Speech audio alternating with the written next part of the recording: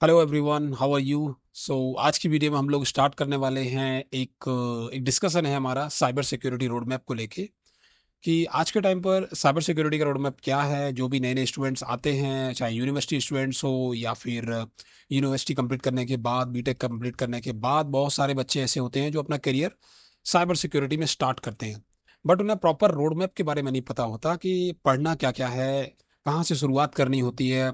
क्या हैकिंग को डायरेक्टली पढ़ना चाहिए या फिर हैकिंग को पहले डायरेक्टली पढ़ने से पहले एक बेसिक कॉन्सेप्ट होता है, फंडामेंटल स्ट्रॉन्ग करना पड़ता है। ये सारी चीज़ों पे हम लोग डिस्कस करेंगे। तो मैं स्टार्ट करता हूँ आज की वीडियो, और मैं स्टार्ट करता हूँ अपने बारे में सबसे पहले अपने इंट्रोडक्शन से। So my name is Shamsher Khan and I am a cyber security trainer, corporate trainer, right? And I'm certified in CEH. I having a 6 year of experience in training and consulting.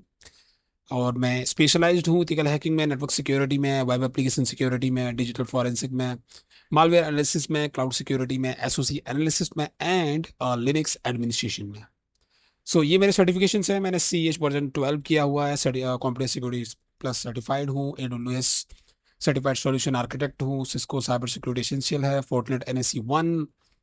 तो ये मेरे सर्टिफिकेशंस हैं। Now let's go for, if you want to connect with me, आप मुझसे connect कर सकते हैं LinkedIn पे, ट्विटर पे, इंस्टाग्राम पे, गिटहब पे, एंड मेरे ट्राई हैक मी अकाउंट के थ्रू भी आप कनेक्ट कर सकते हैं। तो let's start with the main thing. जो मेन मेन चीज है वो है कि किसी भी नए स्टूडेंट्स को मैं, यूनिवर्सिटी वाले स्टूडेंट्स की बात नहीं कर रहा हूँ, जो यूनिवर्सिटी के बाद जिनको करना होता है साइबर सिक्योरिटी में, या ड्यूरिंग द यूनिवर्सिटी वाले को भी मैं चलो इंक्लूड करके चल लेता हूँ कि फिर भी मानो स्टार्ट करना हो तो सबसे पहला जो स्टेप होता है किसी भी स्टूडेंट के लिए वो होता है कि लाइनेक्स ऑपरेटिंग सिस्टम वो सीखे, राइट। तो लाइनेक्स ऑपरेटिंग सिस्टम की सीखने के लिए मैं उसको रिकमेंड करूंगा कि एक बुक होती है रेड हैट सिस्टम एडमिनिस्ट्रेशन 1 की। ये रेडिट वालों की फर्स्ट बुक होती है, रेडिट सिस्टम एडमिनिस्ट्रेशन 1। इसका सेकंड पार्ट भी होता है, थर्ड पार्ट भी होता है, बट मैं आपको फर्स्ट वाला पार्ट ही रिकमेंड करूंगा जिसका कोड नंबर है RH124। इसमें जो सिलेबस दिया हुआ है लगभग वही सिलेबस मैंने यहाँ पे डाला हुआ है, और उसी को मैं कवर करने वाला हूँ। ये वीडियो हमारी काफी लंबी होने वाली है, तो आप आराम से वन बाय वन देखिएगा, स्टेप बाय स्टेप आपको क्लियर चीजें समझ में आ जाएंगी कि करना क्या है आखिर साइबर सिक्योरिटी में जाने के लिए। 70% ऑफ सिक्योरिटी टूल्स जितने भी हैं वो सब लिनक्स पर ही चलते हैं, विंडोज पर नहीं चलते। बहुत कम टूल्स हैं जो विंडोज पर चलते हैं, इसलिए हम लोगों को लिनक्स ऑपरेटिंग सिस्टम आना बहुत ज़रूरी है। तो यहाँ पे मैंने लिनक्स के बेसिक से लेके और कितना कि जो भी उसके अलग अलग टॉपिक हैं लाइनक्स के, वो क्या क्या आने चाहिए पहले से आपको, वो इसमें मैंने मेंशन किया हुआ है। इसके लिए मैंने बुक्स भी आपको आपको मैं डिस्क्रिप्शन में आपको बुक्स मेंशन कर दूंगा, तो वो बुक्स आप डाउनलोड करके अपना कोर्स कंप्लीट कर सकते हो। ठीक है, तो इसमें सबसे पहले introduction to Linux and kernel है। यहाँ पे लिनक्स और कर्नल की आपको इन्फॉर्मेशन होनी चाहिए। दूसरे नंबर पर हमारा एक्सेसिंग द कमांड लाइन, उसकी बेसिक कमांड्स के बारे में पता होना चाहिए, CD LSPWD कमांड, राइट। ये सेकंड है इसका। एंड देन थर्ड है managing files and command lines, यानी कि लिनक्स ऑपरेटिंग सिस्टम में कैसे फाइलों को, फोल्डर्स को कैसे मैनेज किया जाता है, कंट्रोल करना, ये आपको प्रैक्टिकली लिनक्स में सीखना पड़ेगा। फोर्थ है हमारा ये creating, viewing and editing text files. आपको जो फाइल हैं उनको एडिटेबल, एडिट कैसे किया जाता है, अलग अलग टूल्स हैं एडिट करने के हमारे पास, नैनो, विम, VI, इन टूल्स का यूज करके आप एडिट कर सकते हो फाइलों को। फिफ्थ है managing local users and group. Linux में यूजर्स एंड ग्रुप मैनेजमेंट का भी एक टॉपिक होता है जिसमें हम यूजर को ऐड करना, रिमूव करना, ग्रुप को ऐड करना, रिमूव करना, यूजर को ग्रुप में ऐड करना, राइट, इस तरीके की एक्टिविटीज को परफॉर्म करते हैं। उसके बाद सिक्स टॉपिक है कंट्रोलिंग एक्सेस टू फाइल्स, यानी परमिशंस। लाइनेक्स में परमिशन सबसे इंपॉर्टेंट चीज होती है। परमिशंस को आपको कवर करना पड़ेगा, जिसकी एक ही कमांड होती है, chmod कमांड, परमिशन असाइन करने के लिए एंड रिमूव करने के लिए एज वेल एज। उसके बाद सबसे मेन चीज आती है यहाँ पे, ये स्पेशल परमिशन, इसे आप जरूर कवर करना। इसमें set UID permission, set GID permission, sticky bit permission, ये बहुत इंपॉर्टेंट होती है when you are doing the advance level of cyber security, like try hack me, hack the box and CTF। जब आप OSCP जैसी चीज़ों की, OSCP जैसी चीज़ों की प्रिपरेशन करते हो, तब इन परमिशन की बहुत ज़रूरत पड़ती है CTF में। सेवेंथ है हमारा monitoring and managing Linux process. Linux की प्रोसेस को समझना, कौन कौन सी प्रोसेस चलती है, उन प्रोसेस को कंट्रोल करना, उन प्रोसेस को किल करना, उन्हें स्टार्ट करना, ये आपको प्रैक्टिकली आना चाहिए लाइनक्स में। कंट्रोलिंग सर्विस, लिनक्स के अंदर बहुत सारी सर्विस होती हैं, जैसे एचटीटीपी की सर्विस है, एसएसएच की सर्विस है, एफटीपी की सर्विस है, माइएसक्यूएल की सर्विस है, अपाचे की सर्विस है, एंड सो ऑन।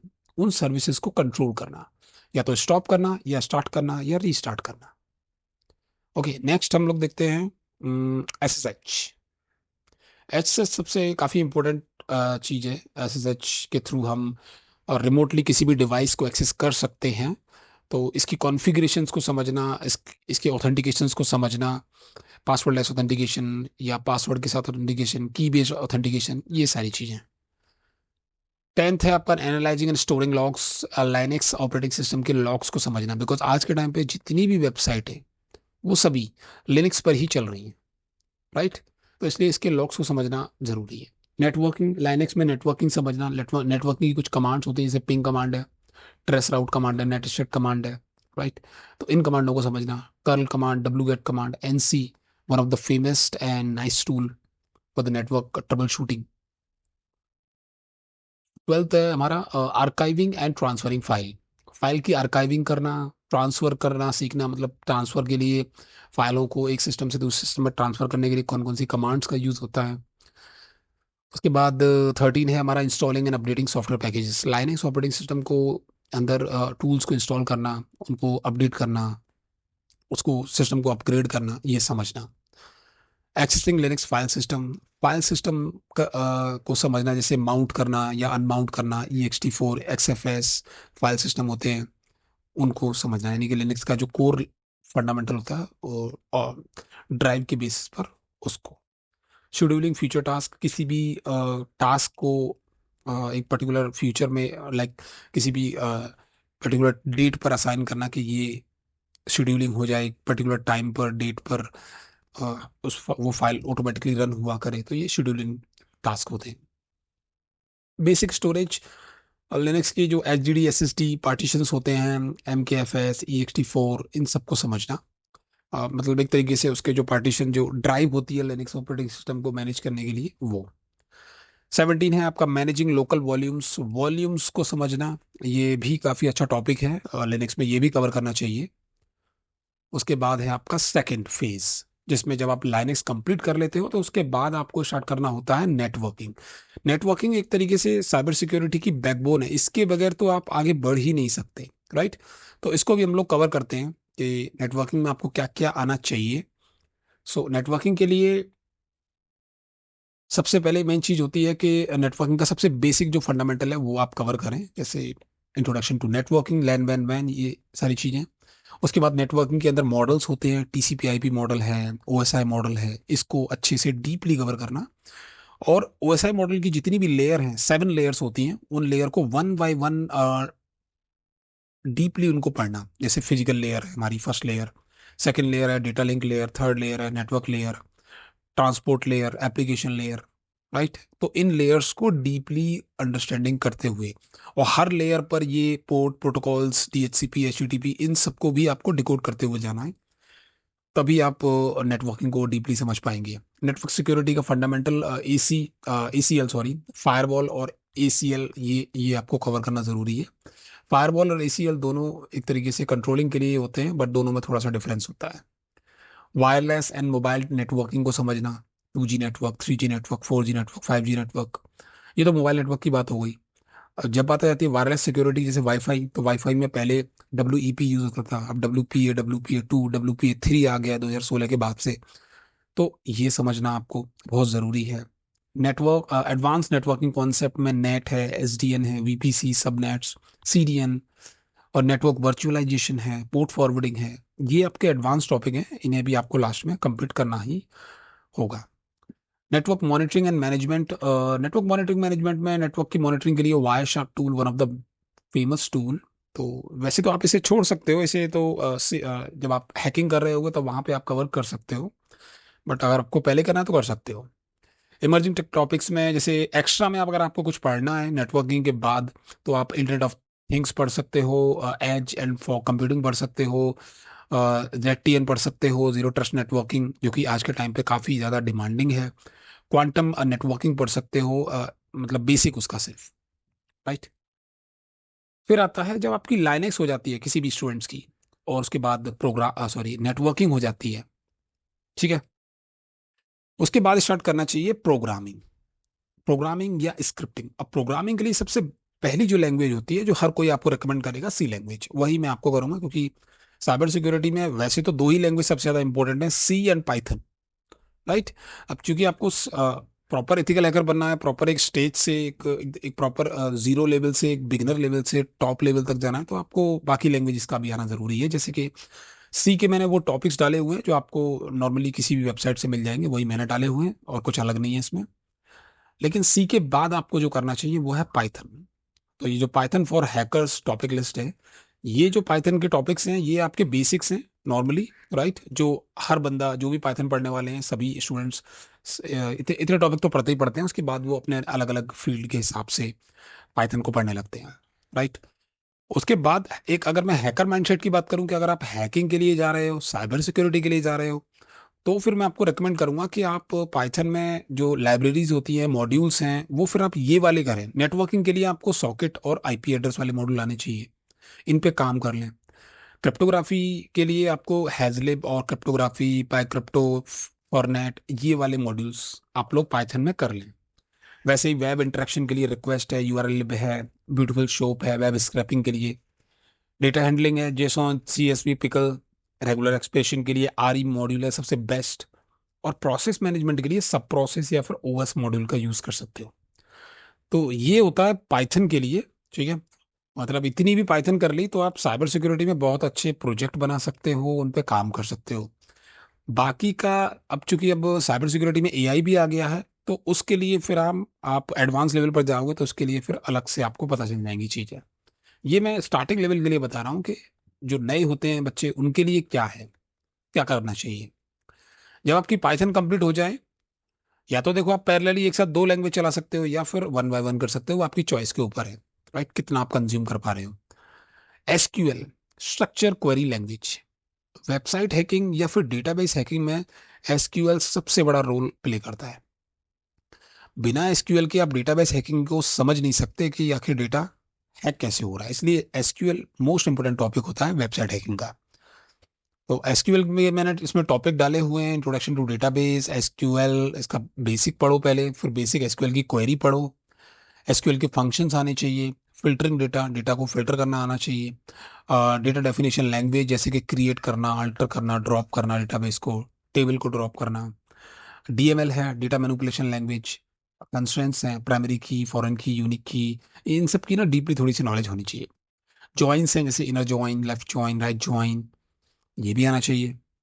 सब क्वेरीज हैं, ग्रुपिंग एंड एग्रेशंस हैं, व्यूज हैं, इंडेक्स है, ट्रांजेक्शंस हैं, डेटा कंट्रोल लैंग्वेज है, डीसीएल। परमिशन, जब डेटाबेस में परमिशन असाइन की जाती है किसी भी स्पेसिफिक यूजर पर, या उस यूजर से परमिशन हटाई जाती है, तब इन दो परमिशन का यूज होता है।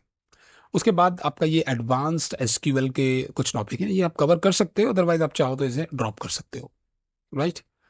परफॉर्मेंस एंड ऑप्टिमाइजेशन, ये भी आप कर सकते हैं। सिक्योरिटी एंड बैकअप, ये जरूर करना आप लास्ट वाला, क्योंकि ये समझना जरूरी है, डेटाबेस का बैकअप, रीस्टोर। राइट। ये सब समझना। फिर आ जाती है आपकी एसक्यूएल की पाइथन, सी लैंग्वेज होगी, पाइथन हो गया, एसक्यूएल हो गया। फिर आता है आपका पीएचपी। अब चूंकि अब वेबसाइट हैकिंग में हम लॉगिन फॉर्म को अटैक करते हैं, राइट, इनपुट फील्ड होते हैं उन पर अटैक करते हैं, बट वो जो लॉगिन फॉर्म है, वो जो इनपुट फील्ड है, उसके बैकग्राउंड में जो सिक्योरिटी के लिए जो लैंग्वेज यूज होती है वो है आपकी पीएचपी। तो अब जब आप किसी को हैक करने जाओगे तो जाहिर सी बात है आपको उसका पहले से पता होना चाहिए कि ये जो पर्टिकुलर वेबसाइट नज़र आ रही है किस लैंग्वेज में बनी हुई है, तो उस लैंग्वेज को भी समझना ज़रूरी है। पीएचपी, यहाँ पे जो पीएचपी मैंने डाली है, ये वैसे पीएचपी नहीं डाली है मैंने जो आमतौर पे आपको यूट्यूब पर मिल जाएगी या फिर फेसबुक पर मिल जाए, सॉरी, वेबसाइटों पर या गूगल पर मिल जाएगी, कि ये पीएचपी का सिलेबस नॉर्मल होता है। यहाँ पे जो मैंने टॉपिक्स डाले हैं, यहाँ पे मैंने वही टॉपिक डाले हैं जो सिक्योरिटी पॉइंट ऑफ व्यू से ज़रूरती इंपॉर्टेंट होते हैं आपके साइबर सिक्योरिटी के रोड मैप में। यहाँ पे स्टार्टिंग में तो बेसिक है थोड़ा सा लूप तक, उसके बाद एकदम डायरेक्टली हम लोगों ने फंक्शन पे जंप कर दिया है। Working with forms, right, get है, पोस्ट है, गेट रिक्वेस्ट है, पोस्ट रिक्वेस्ट है, ये मेथड होते हैं, एचटीटीपी मेथड्स, ये कवर करना जरूरी होती है। इनपुट वैलिडेशन, आउटपुट वैलिडेशन, इनको हैंडल करना, ये फंक्शंस जो आपको नजर आ रहे हैं, HTML special character, stripe tags, right. तो ये सिक्योरिटी वाले फंक्शंस होते हैं पीएचपी में, जिनको समझना या आना, इनकी नॉलेज होना बहुत ज़रूरी है। पीएचपी एंड डेटाबेस का कनेक्शन समझना, पहले के समय में मतलब कुछ साल पहले पीएचपी और डेटाबेस का कनेक्शन कैसे अनसिक्योर वे में बनता था। अब आज के टाइम पे हम देखते हैं तो पीडीओ का यूज़ होता है, पहले माइस्क्यूएल का यूज़ होता था। तो दोनों में डिफरेंस क्या है, दोनों में दोनों तरीके से फॉर्म बना के उन पर अटैक करके चेक करना, राइट। सेशन और कुकीज़ को प्रैक्टिकली समझना, सिर्फ थ्योरेटिकली की नहीं, पीएचपी लैंग्वेज के अंदर सेशन एंड कुकीज़ को प्रैक्टिकली समझना, पीएचपी फाइल इंक्लूजन समझना, एरर एंड एक्सेप्ट हैंडलिंग समझना, पीएचपी सिक्योरिटी फीचर्स होते हैं, और एक्सप्लॉइट डेवलपमेंट होता है, वेब शेल्स होते हैं पीएचपी के। क्योंकि जब आप एथिकल हैकिंग करोगे या साइबर सिक्योरिटी पढ़ोगे, जब ये सारा बेसिक करने के बाद, तो वहां पर आपको पीएचपी के वेब शेल मिलेंगे। तो वो पहले से बने हुए वेब शेल्स होते हैं, बट जब आप वेब शेल्स का यूज करते हो तो आपको खुद भी पता होना चाहिए कि जो वेब शेल मैं यूज कर रहा हूँ, तो वो वेब शेल के अंदर कौन सी कोडिंग हो रही है, कौन कौन से फंक्शंस लगे हुए हैं, जिसकी वजह से ये वेब शेल एक मैलिशियस फाइल की तरह बिहेव कर रहा है। ये क्या डेटा लेके आ रहा है, कैसे फैच कर रहा है डेटा को। और फिर आ जाते हैं आपके पीएचपी में advance topic, right. Advance topic में जैसे पीएचपी ऑब्जेक्ट इंजेक्शन है, कमांड इंजेक्शन है, रेगुलर एक्सप्रेशंस हैं। ये कुछ कुछ टॉपिक इसमें आपके जो है ना, उसमें साइबर सिक्योरिटी का जो कोर्स है CH वर्जन 13, तो CH का जो कोर्स होता है उसमें आपके कुछ कुछ मैच कर जाएंगे। और फिर आता है आपका जावास्क्रिप्ट। ये भी आपका वेबसाइट हैकिंग में सबसे बड़ा रोल प्ले करता है, जावास्क्रिप्ट प्रोग्रामिंग। जब आप क्रॉस साइट स्क्रिप्टिंग अटैक करते हो, राइट, तब जावास्क्रिप्ट का आना बहुत बहुत जरूरी है। अ, जो क्रॉस साइट स्क्रिप्टिंग होती है वो स्टोर्ड भी होती है, रिफ्लेक्टेड भी होती है, और डोम बेस्ड भी होती है। तो उसमें जो पेलोड यूज होते हैं वो जावास्क्रिप्ट के बने हुए पेलोड होते हैं। अभी अगर मानो कोई, मैं ही आपको वो डायरेक्टली जावास्क्रिप्ट का अटैक दिखाऊं या क्रॉस साइट स्क्रिप्टिंग अटैक दिखाऊंगा, तो मैं पेलोड का इस्तेमाल करूंगा। अगर आपको वो पेलोड दिख तो रहा है लेकिन समझ नहीं आ रहा है, राइट, तो आप उतना अच्छे से अंडरस्टैंडिंग नहीं कर पाओगे अटैक को। लेकिन अगर आपको पहले से जावास्क्रिप्ट की नॉलेज है, उसके फंक्शंस की नॉलेज है, उसके एट्रीब्यूट्स की नॉलेज है, राइट, डोम की नॉलेज है, तो आप बहुत अच्छे से उन अटैक्स को समझ पाओगे, जो भी आप पढ़ रहे होगे, जो भी आप सीख रहे होगे। इसलिए जावास्क्रिप्ट बहुत इंपॉर्टेंट है। तो मैंने सारे टॉपिक इसमें डाले हुए हैं कि जावास्क्रिप्ट में के अंदर ऐसा क्या क्या है जो as a hacker point of view से आपको आना चाहिए, राइट। वैसे तो जावास्क्रिप्ट में बहुत सारी चीजें हैं, अलग पर्पस के लिए बनाई गई है, बट हमारे काम की क्या चीजें हैं वो मैंने इसमें मेंशन की हुई हैं। तो आप वही चीजें यूट्यूब के थ्रू, चैट जीपीटी के थ्रू, जैसे भी चाहो वैसे उनको कवर करने की कोशिश करना है। अब बेसिक फजिंग टेस्टिंग है, ये डाल दिया यहाँ पे, यस। उसके बाद आता है आपका ये टॉपिक असेंबली। वैसे तो ये ऑप्शनल होता है, बट फिर भी मैंने डाला कि डाल देते हैं इस टॉपिक को यहाँ पे हम लोग।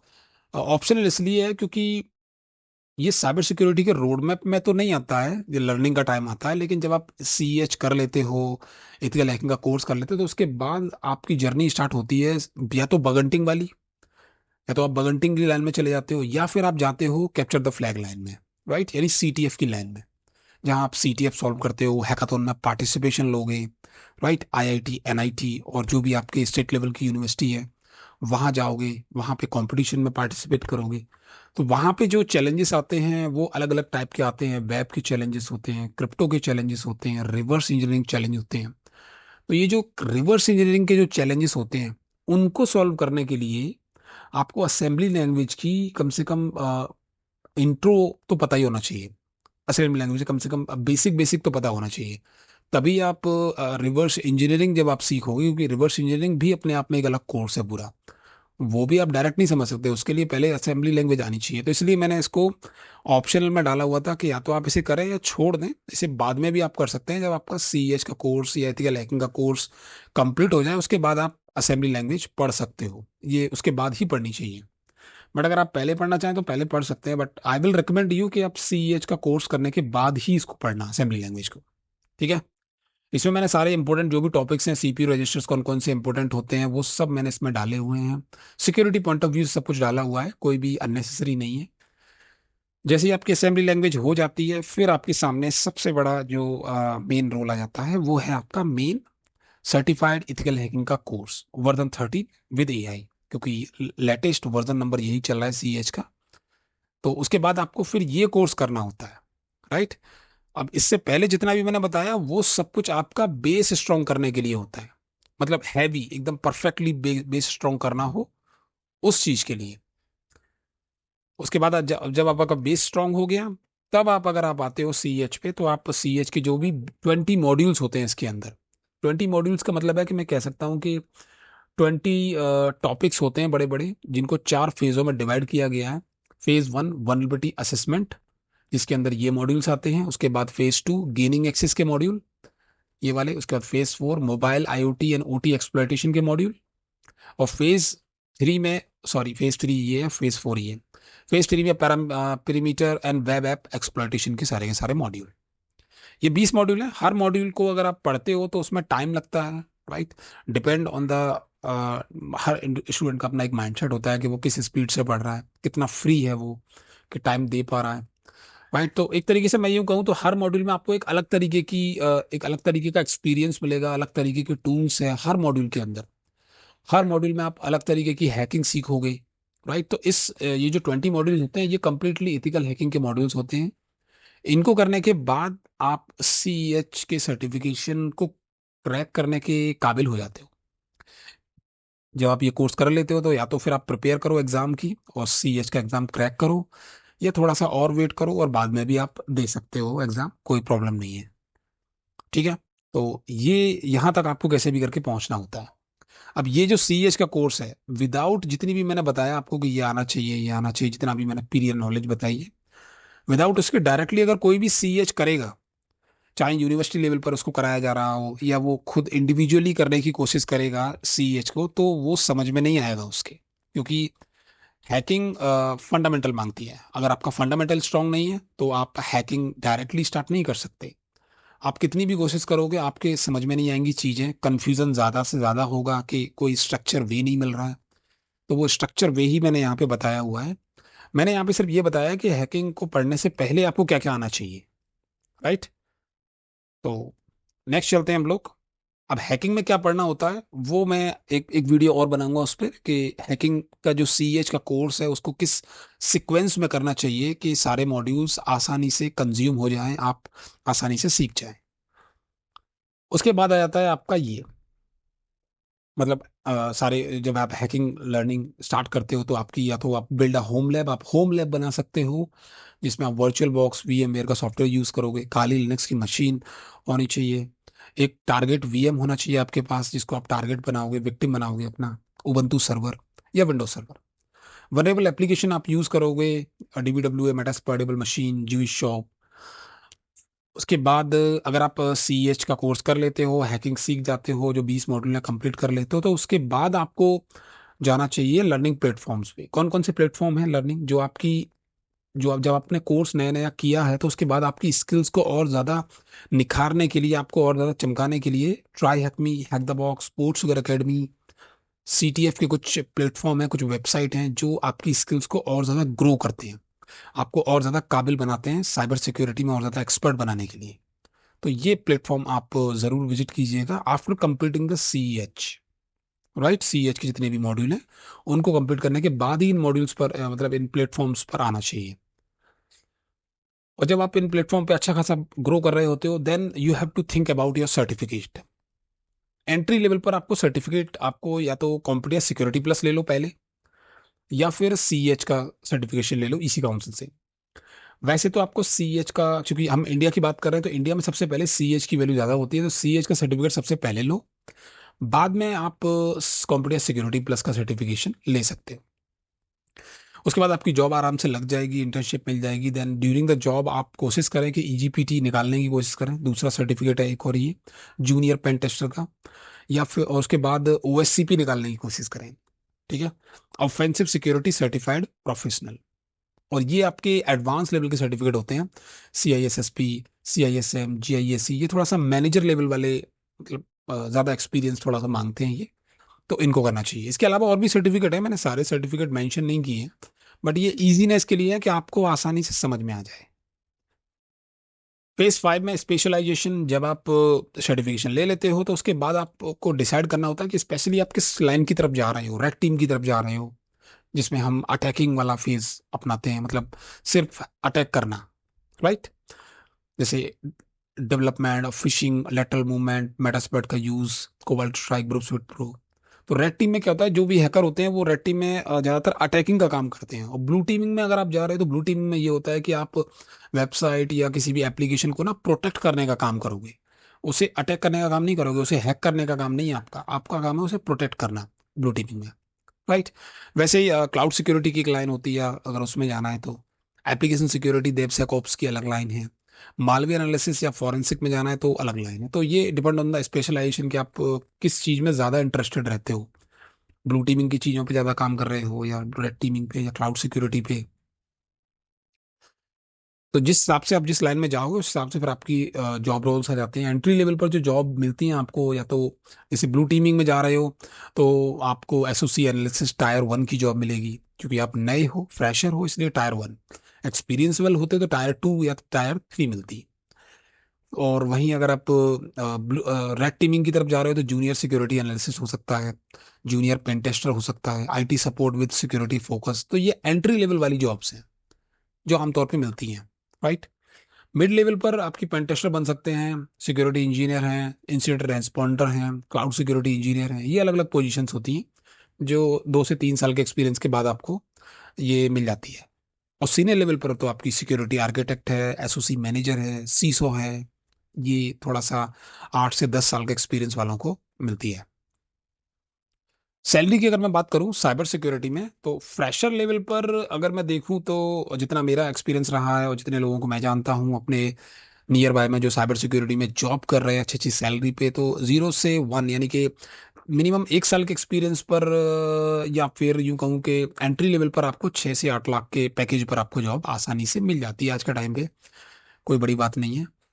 राइट। और अगर आप थोड़ा सा और 1 से 3 साल के बीच का कोई एक्सपीरियंस है तो 9 से 12 पे भी आप पहुंच सकते हो आसानी से। वहीं मिड लेवल में 4 से 8 साल के बीच का कोई एक्सपीरियंस है तो 12 लाख से 18 लाख एनुअल पे आप जा सकते हो। सीनियर स्पेशलिस्ट हो, मानो 18 से 15 15 साल का एक्सपीरियंस है, 12 साल का एक्सपीरियंस है, तो आपकी जो सैलरी पैकेज हो सकता है वो 18 से 25 पे भी जा सकता है। मतलब इसके बीच में ही होगा, ऐसा नहीं है कि 18 ही होगा।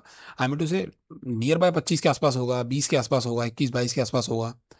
ये रहेगा। वही आप अगर आप सीसो हो, हेड ऑफ सिक्योरिटी हो, राइट, लीडर हो, तो 30 से 40, 30 से 90 लाख के बीच में कहीं लाए आप करोगे। Depend on the so many things like cyber security में सिर्फ नॉलेज ही काफ़ी नहीं होती, आप ये भी चेक किया जाता है कि बच्चे के पास सर्टिफिकेशन क्या क्या है। राइट। नॉलेज क्या है, सर्टिफिकेशन क्या है, और किस डोमेन में है, क्योंकि मार्केट में तभी मार्केट में किस लेवल की जॉब्स की डिमांड ज़्यादा है उस हिसाब से देखना चाहिए। राइट। अब जैसे मालवेयर एनालिसिस की मैं बात करूं तो क्या मालवेयर एनालिसिस की डिमांड है? मालवेयर एनालिसिस की डिमांड बहुत कम है मालवेयर एनालिसिस की डिमांड, लेकिन लिमिटेड है। इसका मतलब ये नहीं कि मालवेयर एनालिसिस में पैकेज भी कम होगा, नहीं, पैकेज काफी अच्छा है। जहां डिमांड कम होगी वहां पैकेज ज्यादा मिलेगा आपको। राइट।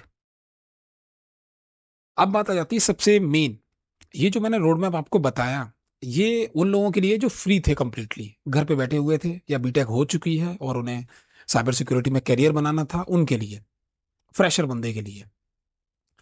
राइट। या फिर वो यूनिवर्सिटी के कैरिकुलम को, उनके नॉर्म्स को फॉलो नहीं करते हैं और वो अपना करियर अपने हाथ में अपने दम पे लेके चलना चाह रहे थे, तो वो रोड मैप उनके लिए था। अब यहाँ जब बात आ जाती है कि यूनिवर्सिटी स्टूडेंट्स के लिए रोड मैप क्या होना चाहिए, क्योंकि यूनिवर्सिटी का जो स्टूडेंट्स होता है वो सुबह से शाम तक यूनिवर्सिटी की क्लासेस में बिजी रहता है। सुबह से लेके शाम तक काफी सारी क्लासेस होती हैं, तो वो इस तरीके के रोड मैप को फॉलो नहीं कर पाएगा।